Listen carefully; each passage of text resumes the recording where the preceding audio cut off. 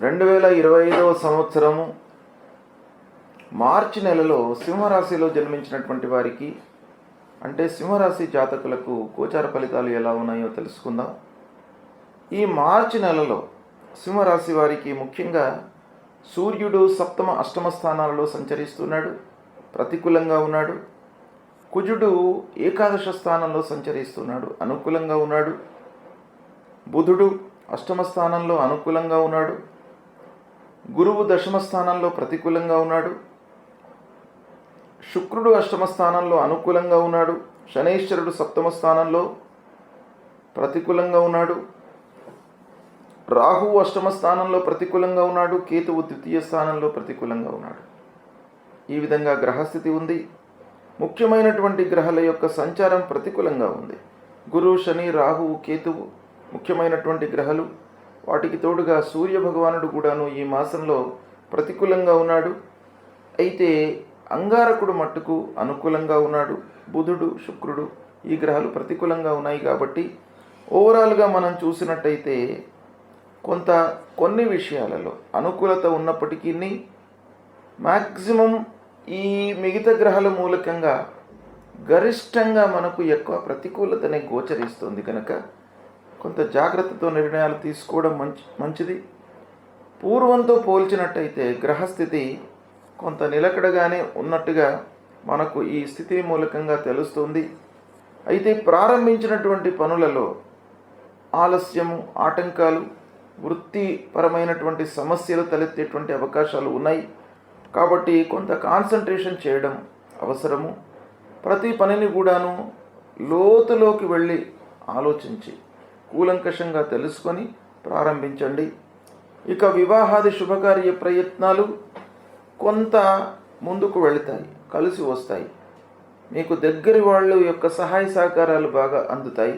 అన్నదమ్ములు, బంధువులు, ఆత్మీయులు, చిన్ననాటి మిత్రులు, క్లోజ్ రిలేటివ్స్ ఎవరైతే ఉన్నారో వాళ్ళ మూలకంగా మీకు పిల్లల యొక్క వివాహాది శుభకార్యాల విషయంలో సహాయ సహకారాలు మట్టుకు ఈ మాసంలో అందుతాయి. వాటిని సద్వినియోగపరచుకోండి. అనవసరంగా అవసరము లేకున్నా కూడాను వాళ్ళ యొక్క సహాయ సహకారాలు తీసుకున్నట్టయితే బర్డెన్ మీకు పెరిగిపోతుంది. కాబట్టి అవసరం అనుకుంటేనే సహాయము, ఆర్థిక రూపకంగా కానివ్వండి, ఫిజికల్గా కానివ్వండి, ఇంకా ఏ పరంగానైనా కూడాను అవసరమైతేనే సహాయ సహకారాలు తీసుకోండి. ఆదాయ పరిస్థితి కొంత అనుకూలంగానే ఉంటుంది. ఇక అవసరానికి తగినట్టుగా ఏదో రకంగా మీకు చేతికి డబ్బు మట్టుకు అందుతుంది.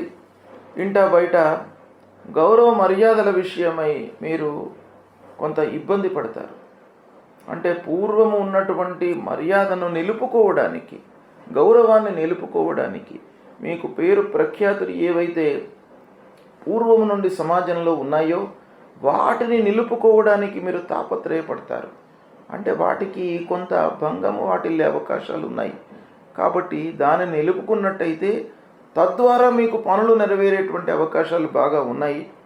ఇక సంఘంలో ముఖ్యంగా గొప్పవారితో పరిచయాలు ఏర్పడతాయి. ఈ మాసం లోపల పరిచయాలు మట్టుకు మీకు కార్య సాఫల్యాన్ని ఇస్తుంది. అది ఒక సంతృప్తికరమైనటువంటి అంశం. మంచి వారితో మీకు పరిచయాలు, స్నేహము, క్లోజ్నెస్ అనేటువంటిది ఏర్పడుతుంది ఈ మాసంలో.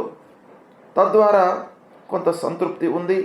మనస్సు నిలిపి పనులు చేయడం మూలకంగా మీకు సత్ఫలితాలను పొందుతారు. పూర్వము తీసుకున్నటువంటి అప్పుల మూలకంగా కొంత ఇబ్బందులు కలిగేటువంటి అవకాశాలు ఉన్నాయి. కాబట్టి దాన్ని జాగ్రత్తగా ప్లాన్ వేసుకొని ఎవరికి ముందు చెల్లించాలి, దేని మూలకంగా మనకు ఇబ్బందులు తలెత్తే అవకాశాలు ఉన్నాయి అనేటువంటిది కూలంకషంగా మీరు చూసుకొని వాటిని ముందు మీరు తీర్చేయడం మంచిది. ఇక వాహనాల మూలకంగా మీకు కలిసి వస్తుంది ఈ మాసం. భూముల విషయంలో కలిసి వస్తుంది. ప్లాట్ కొనడము, తర్వాత వాహనము మార్చడము, వాహనము మూలకంగా మీకు కలిసి వచ్చేటువంటి అవకాశం బాగా కనబడుతుంది. ఇక పని భారం మట్టుకు పెరుగుతుంది. ఉద్యోగస్తులకు, వ్యాపారస్తులకు అందరికీ కూడాను చేసేటువంటి పని లోపల భారం పెరుగుతుంది. తద్వారా మీరు కొంత ఆరోగ్యపరమైనటువంటి సమస్యలను ఎదుర్కొనేటువంటి అవకాశం ఒక పక్కన కనబడుతుంది. ఇక ప్రయాణాలు అనుకూలిస్తాయి. అయితే ప్రయాణాల మూలకంగా కొంత మానసికమైనటువంటి ఇబ్బంది, ఆరోగ్యపరమైనటువంటి సమస్యలు, శారీరకమైనటువంటి ఇబ్బందులు తలెత్తేటువంటి అవకాశాలు కనబడుతున్నాయి. కాబట్టి ముఖ్యమైనటువంటి ప్రయాణాలే చేపట్టండి. అనవసరమైనటువంటి వాయిదా వేసుకోండి. కానీ ఓవరాల్గా ప్రయాణాల మూలకంగా మీకు అనుకూలతనే కనబడుతుంది.